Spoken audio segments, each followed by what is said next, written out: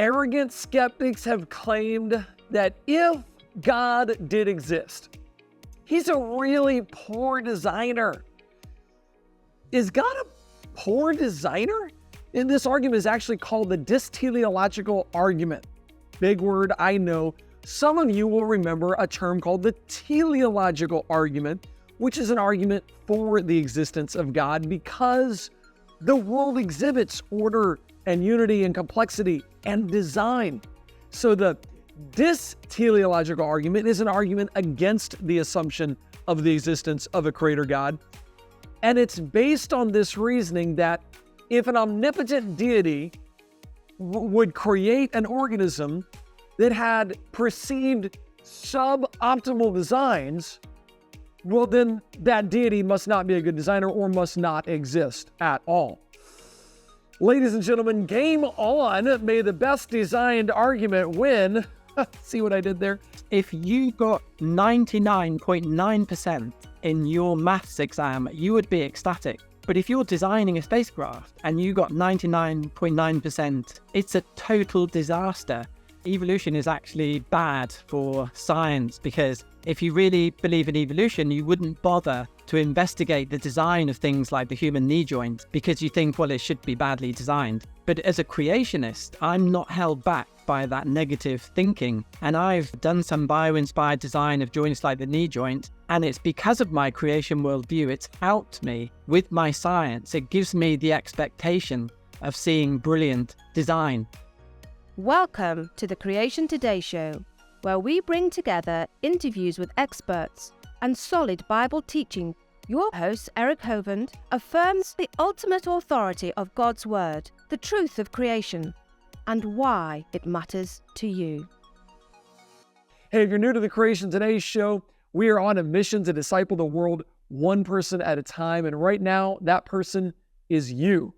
To all our partners, thank you guys. I love seeing you guys on here. Jonathan, great to have you on here. Joe, good to see you. George, great to have you on here. William and Thomas and Shane and Ruth and everybody else on here. Andrew, great to have you. Love seeing you guys here. I'm so glad you guys are part of the community. Listen, guys, I don't have a number yet. I don't have a total for what our outreach has been this month. I love to give that number to you. But I got to tell you, man, the social webs out there have been busy. Rachel is over there in the office and she's telling us stories about the comments. And I gotta tell you, sometimes I think she's having a little too much fun to call this actual work, okay? Rachel, keep doing it, keep having fun, but we should question whether or not you should get paid, I think. Hey, to those of you who are only connected to us on social media or the television show or the podcast, we would love to be more than just a casual date with you guys, okay? So whenever you're ready to take this relationship to the next level, I'd love for us to be able to, stay in touch via email. I know it's a serious commitment, but we're ready when you are. If you ever want to join us, please come on over to creationtoday.org/sign up and let us stay in touch with you. And it also makes it so easy for you to stay in touch and reach out to us via email. So creationtoday.org/sign up. We'd love to have a closer relationship with you. Hey, we titled today's show, Reverse Engineering, the Genius of God's Design. And to make our case, we're bringing in a genius designer. Our guest today is none other than Professor Stuart Burgess. Now, if I read his entire bio, it would take up the entire show. So let me give you some highlights. Professor Burgess has held academic posts at Bristol University, Cambridge University, and Liberty University here in the U.S. At Bristol University, he was appointed the head of his department 3 times. He worked for the European Space Agency. He was the lead designer for a solar array on the world's largest civilian Earth observation spacecraft. And he also led the design and the testing of a chain drive for the British Olympic cycling team, allowing them to do something that they could not do back in 1776. The British beat us, winning a record 6 gold medals at the 2016 Rio Olympics. He's published over, I think it's 180 or more scientific papers on the science of design in engineering and nature. He's received several national awards for his engineering designs. Ladies and gentlemen, please help me welcome Professor Stuart Burgess. Professor Burgess, thank you for joining me today. It's good to be with you, Eric. It's a cool looking jacket you got on there. What is that? Yeah, I've got my British Olympic cycling team tracksuit on. One of the conditions for working for the team was that they give me some of their tracksuits, so it's nice to be wearing it. I should also You're rubbing it in right now, aren't you? That's what you're doing. You knew you were coming on to an American show, and you thought, let me just rub this in just a little bit. Yeah, you didn't mention we also beat the Americans in the 2020 Tokyo Olympics. Yeah, I was going to leave that one unsaid. I've just finished the chain. This is for the Paris Olympics, and we think we're going to beat you for that as well. So seriously, you've literally got a design that you looked at the way cycling works, and you literally designed something to give just that slight edge, that slight advantage over everybody else. Yeah, and there's so many things you can do in engineering. It's a lot of work, and even with cycling, I get inspiration from creation. Really? Okay. Yeah. Okay. Tell us. Like, part of me just says, you're Professor Stuart Burgess. Part of me says, I just want to sit back and learn. You be the professor here and teach. Okay. Go into a story about that. What do you learn about cycling? I mean, we're talking about reverse engineering today. It is the genius of God's design. So you're literally stealing from God to beat us in the Olympics. Is that what you're saying? Yeah, I can't give you too many details, but one of the things is looking at human joints, because human joints have virtually no friction in them. So we're trying to copy that for cycling. Yeah. Well, so I can't go into any more details. We get, and now I got to go to the drawing board and figure it out for our team. Is that what you're saying? Yeah, exactly. So, I mean, is this technology? I mean, it's pretty serious, right? This is protected. Like you don't want one of your bikes to get stolen, right? That is correct. Yeah. Oh my goodness. Oh, too cool, man. Okay, so tell us some stories of some things you've worked on. I know the working for the space agency, that had to be cool. For the cycling team, that had to be really neat. Tell us some stories, and then get into this, because we have this argument out there going, hey, we see poor design in the world today, and if there's a poor design, that means obviously God, if God is some omnipotent being and knows everything, he's obviously not a good designer. So by the end of the show, I want us to actually tackle that subject as well, if that's okay. Yeah, I'll tell you, one of the biggest projects I worked on, or one of the first most important ones, was when I was about 25, and I was the lead designer for a solar array deployment mechanism for the European Space Agency. And this project was a very big project. I remember the project manager saying, do you realize how much the whole project is? And I said, I didn't. He said, it cost $2 billion. Then he said, do you realize if your solar array does not deploy within 50 minutes, then the whole mission is dead? And I said, I didn't know that. And he said, if I could remember that for the rest of the project, he would really appreciate that. So I explained that to my team as well. I remember on launch day, I felt absolutely terrified. I felt physically sick. I couldn't sleep. And when the solar array actually worked, I just burst into tears. And it was a very emotional experience. It's one of the things they don't teach you at university, the emotion of design. And I sometimes wish that atheists like Jerry Coyne and Richard Dawkins and others, if they could try and design something and see how difficult design is. If you actually try and design a system yourself, you realize it is so hard to plan everything, to get the performance. And then you realize design does not happen by chance. And that really is the key. Almost negating the entire argument of, the if it's bad design, the dis-teleologic argument. It's kind of like any design shows intelligence. Yeah, I say to my students, if you got 99.9% in your maths exam, you would be ecstatic. But if you're designing a spacecraft and you got 99.9% right, it's a total disaster. You have to get 1 million details right and not get one single one wrong. That just gives you an idea of the great challenge of design. It's super tough. You really do have to get it right. And okay, so just to kick us off here, here's another frustration for me. Tell me if you've thought through this.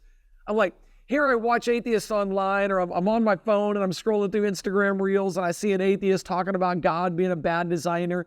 And I'm like, dude, you're 20 years old. You're 30 years old. You're 40 years old. I mean, how much universe design experience do you have? Like, have you ever designed an entire universe that has to work and a globe and an ecosystem and an engineering a human body that has to be able to take in? And I just think of everything that goes on, and I'm like, how dare you, in your ignorance, mock God and talk about poor design? So anyway, maybe I'm stepping on toes too fast there, but that's what comes to my mind immediately when I think of those that are trying to make fun of God because they say, oh, well, that's poorly designed and that's poorly designed. And oh, yeah, well, how come the birth canal is so narrow for women, causing pain? And they have these arguments, and it's just frustrating to me. Any thoughts on that? I think it's a good point. I get frustrated too. I've been working in academia and engineering for 40 years, building things in my lab. And over that 40 years, my faith has just been completely confirmed. And it is so incredibly clear that God is a genius designer. There is no bad design in the natural world. And not just that, but many of my colleagues would agree with me. I've been so amazed at how many academics in private will say that they actually believe in intelligent design, and they will admit that all the evidence points to an intelligent designer, but they won't say that in public. It's just not something you're allowed to do in academia. So then it's frustrating to see the person on the street say those things that are just not true. Especially when they're learning it from these guys in academia. I mean, you Exactly. know people that are actually teaching this and trying to say and teaching an entire generation of kids that they are poorly designed, or this or that is poorly designed, and in my opinion, completely lying to the kids, telling them a false statement. But you have any examples of that? Definitely, yes. I mean, Nathan Lent, he's an academic at City University, New York, and he's written a whole book called Human Errors, and he claims that the human body is badly designed from head to toe. For example, he says the foot is badly designed and the wrist joint is badly designed. But I've been writing against him. I've published journal papers pointing out the errors of his book. It should really be called Lent's Errors, not Human Errors. He writes about things that are not even in his field. He's a geneticist.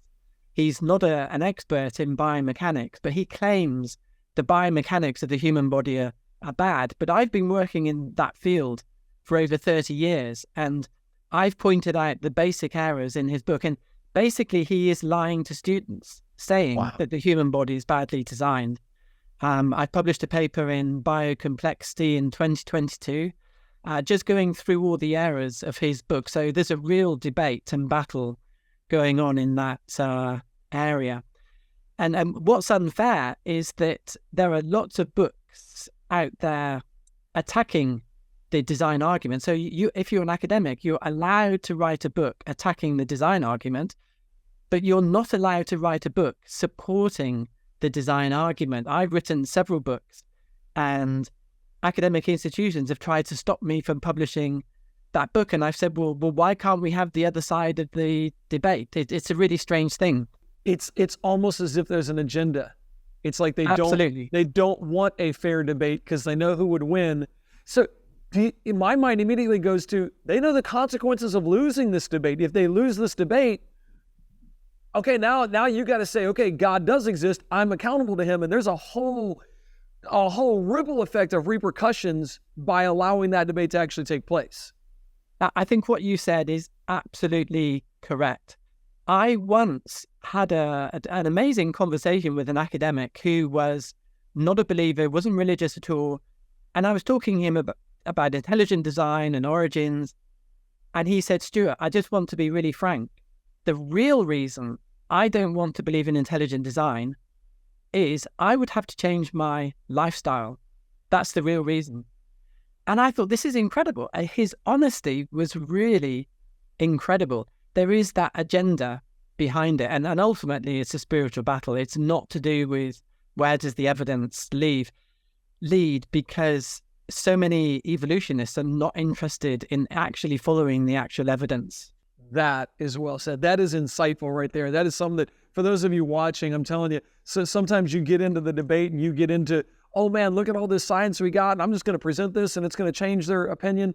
And you realize after talking to a few people, or maybe one person or a lot of different people, you realize, okay, hang on, they should be seeing this information and this should change the way they think, and it's not.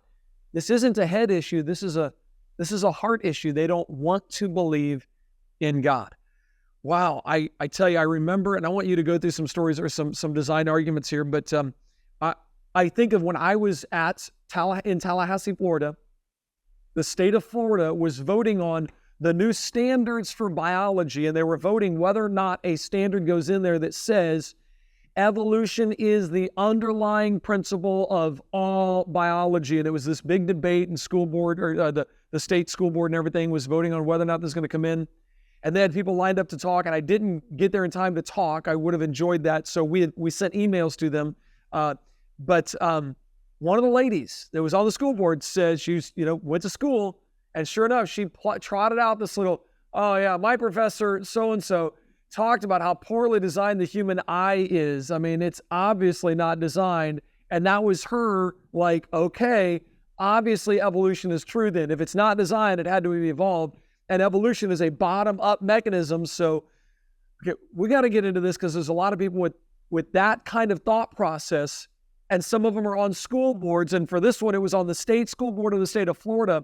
And it's affecting literally millions of kids' education for the last, when was that? That was 2010. So the last 13 years that's been happening. So let's go into design and reverse engineering and what really happens. Teach us. Yeah, I mean, just to make a quick point on that, evolution is actually bad for science, because if you really believe in evolution, you wouldn't bother to investigate the design of things like the human knee joint, because you think, well, it should be badly designed. But as a creationist, I'm not held back by that negative thinking. And I've done some bio-inspired design of joints like the knee joint. And it's because of my creation worldview, it's helped me with my science. It gives me the expectation of seeing brilliant design. But I'd like to give you some specific examples from the field of biomimetics. So a really simple example of bio-inspired design. I mean, one of the most famous is Velcro. There was an inventor called George de Mestral. I think he was a Swiss engineer, and he noticed how the bear plant would stick to his clothes and his dog. And he said, hey, I could copy that. And he really copied it very closely. And he became very, very rich because Velcro was very quickly successful. So a very simple example of copying God's design. But here are 3 journals, because this has become, in the last 20 years, a really big and important topic in engineering. There's a lot of business involved in copying designs from creation. There's the Journal of Biomimetics. I've been a guest editor of that. Earlier this year, I was a guest editor of that journal. I've been the editor of the Journal of Design and Nature. These are all secular journals. I've published a lot of papers in bioinspiration from the Institute of Physics in the UK. And what is interesting about these journals is there are thousands of engineers publishing case studies of copying designs from nature. And what they all say is that the gold standard of design is in nature. What they are saying is the opposite of what Nathan Lent, Jerry Coyne, Richard Dawkins are saying. Those atheists are saying nature is badly designed, but if you speak to the engineers in these journals, they say, no. Creation nature is the gold standard of design, and you must copy it as much as you can. So you see this complete contradiction. And going back to one of the frustrations of speaking to the public are not aware of what scientists actually think. Scientists actually think design in nature is brilliant, but that does not filter down to the students and children in our schools and colleges, sadly. But I'm really excited by bioinspiration. Not only does it give me the chance to give glory to God when I study the details of God's fantastic design.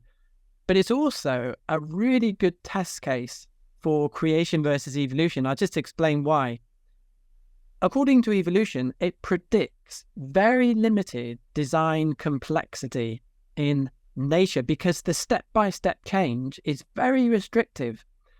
Just to give you an example of this, Stephen Fogel, he was a leading evolutionist at Duke University. He said, the evolutionary process faces constraints far more severe than anything impeding human designers. For example, when I'm teaching my students, I say to them, when you're designing a product, don't try an evolution process because you won't get anywhere. Use your, I try not to say God-given, but use your creative abilities to bring things together, not evolving step by step. So a human designer can do much better than using a process of evolution. But what this means is, if evolution were true, the natural world should be clumsy and simple. This explains why Nathan Lentz and Jerry Coyne claim the world is badly designed. It's not because of evidence. It's because evolution predicts it. That's why they are saying it. They hope that natural world is badly designed. The trouble for them is it's not badly designed. So evolution predicts nature is inferior to engineering. The problem for them is that nature is always superior to engineering. I think this is a simple but brilliant argument. But creation predicts supreme design in nature better than engineering because God is infinitely more wise than the best engineers. This is summed up so lovely in Job 37. Stand still and consider the wondrous works of God, who is perfect in knowledge. I say to my students, you should always be inspired by a good designer. And therefore, you would be mad if you did not look at creation because God is the perfect designer. The best thing any engineer can do is to study the designs of a perfect designer, to study the designs in creation.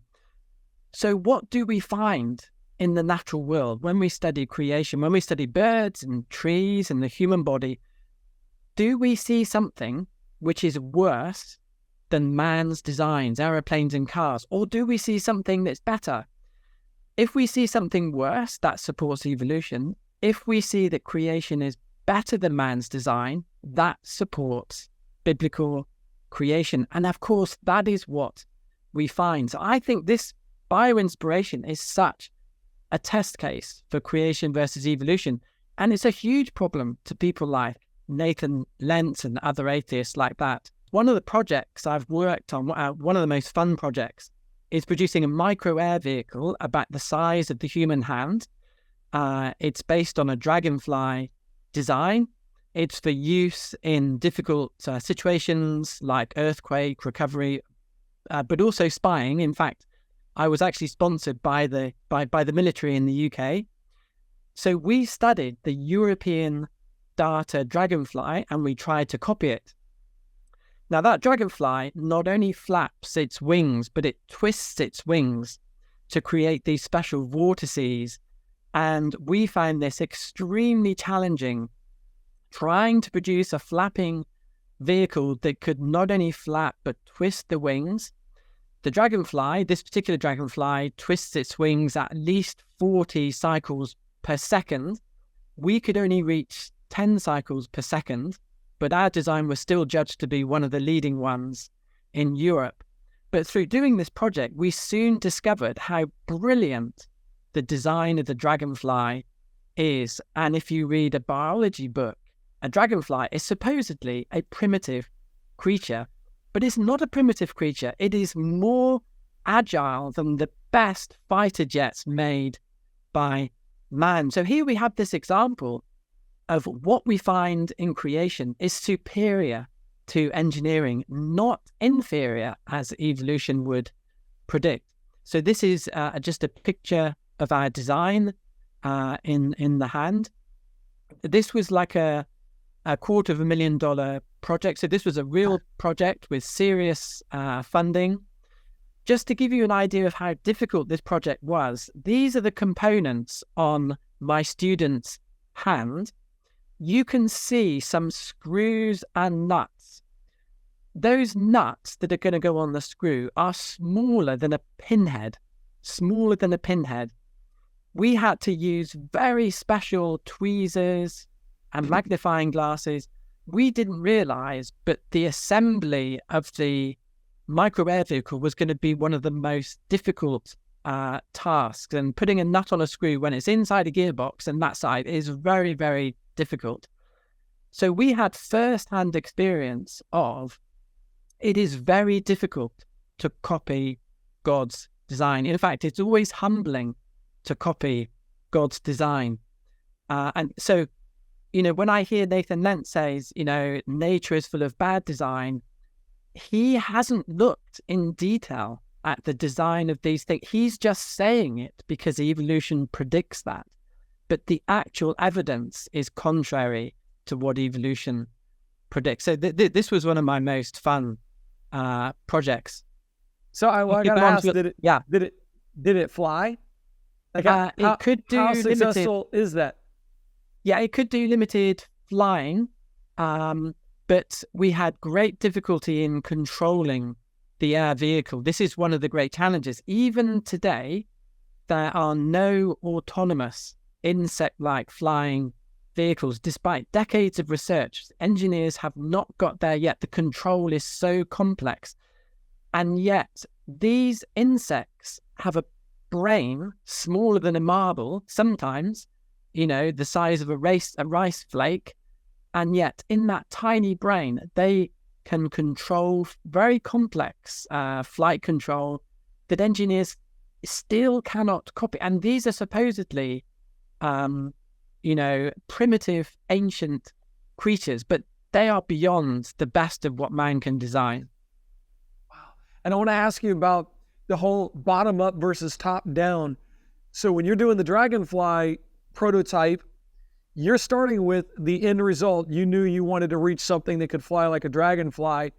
And you're saying the evolution worldview, it doesn't know what it wants to produce. So it's starting with really, it can't start with anything, but it's supposedly starting with just those nuts and bolts and trying to figure out what to make versus starting with an end in mind. Is that kind of the difference between the two views? Am I understanding that right? No, that is absolutely correct. And that evolution process is not how engineers design.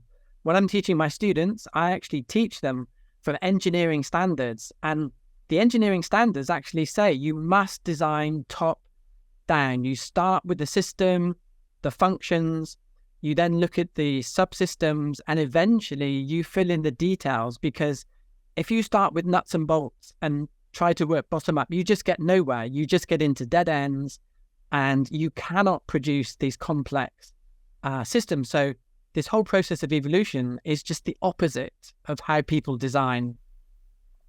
Because I've heard the argument that evolution is no. Evolution is look at all the different designs that it took to finally get to this one that works right. That's what evolution is doing. But we're saying, no. Evolution doesn't have the end goal in mind. They don't have the final product in mind. You're assuming there's a final product in mind, when with evolution, there is no final. You can design a better and better and better and better pen, but you had an end thought in mind, and evolution doesn't have the end thought in mind, and that's the difference. That's correct. I mean, I think the central deception in the theory of evolution is that supposedly natural selection can almost do anything. But every engineer knows that selection does absolutely nothing. Selection is the easy part. What is difficult in engineering is to produce various concepts. Selection doesn't actually achieve anything. So when people say, well, the power of selection, well, selection, if you haven't got anything to select from, selection can do nothing. So as an engineer, I find this almost laughable when I hear about the power of selection. And I've met evolutionists who have admitted this central deception of the theory. I met a very senior biology professor in the UK. He's a little bit famous, he's not religious, and he wouldn't go public on this. But he said to me, Stuart, did you know evolution is like a magic wand? If you can't explain something, you wave a wand and you say evolution did it. You don't have to explain it. You just say, well, it just selected it because there were so many things to select from. It just selected the right thing, given enough time. And it's just wishful thinking. It's not based on science. And as I say, the central weakness is that selection can design nothing. What is difficult is creating that concept in the first place. And evolution never tells you how it could create a complex concept. That is interesting. So when they accuse us in the world of science of being God of the gaps and just, well, if we don't understand something, God did it. And I've always said, no, you don't understand. I'm not a God of the gaps. I'm a God of everything. He did the stuff we know and that we don't know. But they're an evolution of the gaps. They're literally just waving the wand of evolution saying, oh yeah, well, that's how evolution did it. That is interesting. Yeah, especially so with abiogenesis, the idea that life could come from a chemical soup. That is the best example of a God of the gaps. You know, you can't explain it, so you just say evolution did it. Yeah, evolution of the gaps. Hey, social media, unfortunately, I've got to let you go. We're at the half-hour mark. I would love for you guys to join the rest of the program. Please come over to creationtoday.org, creationtoday.org, and we'd love to have you join us and partner with us to reach people and to learn more. We just want to disciple the world one person at a time, to turn stumbling blocks that keep people from seeing Jesus as the creator and the redeemer of mankind into stepping stones that will allow them to understand the truth and know him as their personal Lord and Savior. So please come on over to creationtoday.org. You can not only access the rest of this show, but you can access all the other shows we've done, and we've got a lot of them. Hey, how do people get in touch? I mean, you got your books, of course, we carry some of your stuff. Answers in Genesis carries your stuff. Amazon, all your stuff is on Amazon. What would be is there one place? Oh, you got a slide, very good. Where should people be going to get all your resources, material? And I don't know if you have a newsletter or anything like that letting people follow you, but I mean, your work is so good. I'd love for everybody to get a hold of it. My most recent DVDs, 4 of them, have just been produced by the Institute for Creation Research. They're really hot off the press. There's one on the incredible design of human hands and feet. There's one on the uniqueness of man. I think they're on one DVD. Then there's a second DVD with 2 presentations, the incredible design of animal joints, like I was talking about, and the second one, A Perfect Planet for Mankind. So one is called More Than Survival. The next one is called Elegant Earth. These were produced this year at the Institute for Creation Research. These are some of my books. The most recent book is actually The Gift of Sport, how sport reveals the wonder of the human body. The Wonder of Creation is also distributed by Master Books in the USA, being translated into American from English. But I also have a website, profstuartburgess.com, which explains other books that I've got. Hey, next week I'm going to have a really, really good time. We're going to hear from scientists from around the world. We're taking a trip to Germany to go to the CreateCon conference, and it's an incredible event held every other year. Go with me, journey with me to Germany next week right here live at noon. Until then, I'd love to see you over at creationtoday.org. If you're here and you don't know Jesus as your Savior, I've got a free gift for you. Go to creationtoday.org/gift, G-I-F-T, creationtoday.org/gift, and that is 100% free and 100% for you. Look forward to seeing you next week, and we'll continue on over at creationtoday.org.